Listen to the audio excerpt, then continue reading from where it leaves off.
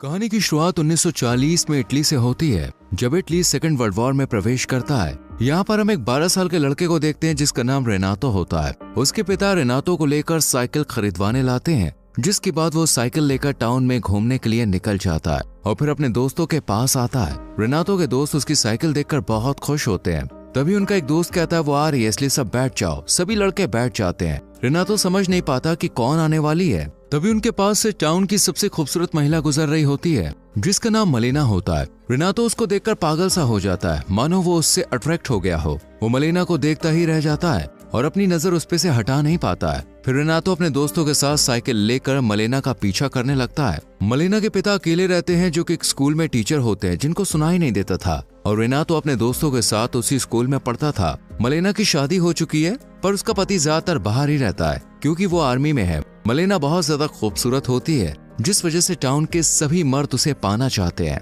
उसकी एक नजर पाने को वो लोग बेकरार होते हैं, पर टाउन की औरतें उससे जलती थी और उसके जैसा सुंदर बनना चाहती थी। इसके बाद हम रेनातो को देखते हैं, जो कि स्कूल में होता है, जहां उसके मन में बार बार मलेना का ख्याल आ रहा होता है, जिस वजह से वो पढ़ाई में ध्यान नहीं दे पाता है। फिर स्कूल खत्म होने के बाद रेनातो साइकिल लेकर मलेना के घर जाता है और सड़क की दूसरी ओर बैठकर घर से उसके निकलने का इंतजार करने लगता है। तभी मलेना घर से बाहर आती है और रेनातो को अपने पास बुलाती है और उसे पैसा देकर सिगरेट लाने को कहती है। रेनातो मलेना को घूरे जा रहा होता है। इसी बीच वो अपनी इमेजिनेशन से बाहर आ जाता है और वो वहीं पर बैठा होता है। इसके बाद रेनातो घर जाकर अपने पिता की पैंट चोरी करके टेलर के पास जाता है और उसे अपने नाप को पहनने के लिए बनवाने को देता है। पर जब ये बात उसके पिता को पता चलती है तो वो रेनातो को बहुत डांटते हैं और कहते हैं कि तुम्हारी उम्र अभी हाफ पैंट पहनने की है। यहाँ रेनातो ये जानते हुए भी कि मलेना शादीशुदा है, वो उस पर नजर रखने लगता है। वो रात में चुपके से पेड़ पे चढ़कर खिड़की के छोटे होल से उसके कमरे में देखने लगता है।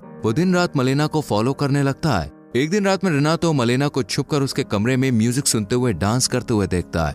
वो उसे अच्छे से देखे जा रहा होता है। मलेना इस बात से बिल्कुल अनजान होती है कि कोई उस पर नजर रख रहा है। अगले दिन रेनातो म्यूजिक शॉप से कैसेट खरीदता है और रात में वही गाना सुनता है जो मलेना कल रात सुन रही थी।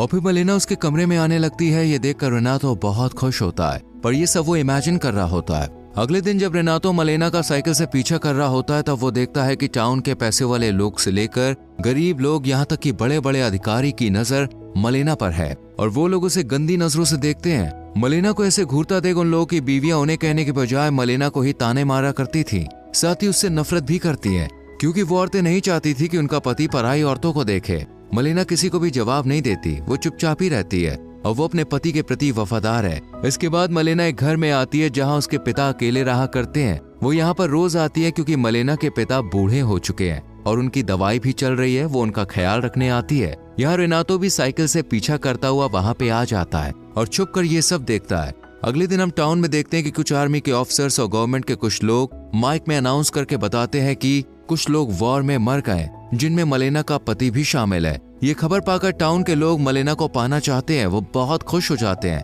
क्योंकि अब वो विधवा हो चुकी है। वहाँ मलेना अपने पति की मौत से दुखी हो जाती है। वो अपने पति से बहुत प्यार करती थी, पर उसके जाने के बाद वो अब अकेली हो चुकी थी, इसलिए वो अपना घर छोड़कर अपने पिता के साथ उनके घर पर रहने लगती है।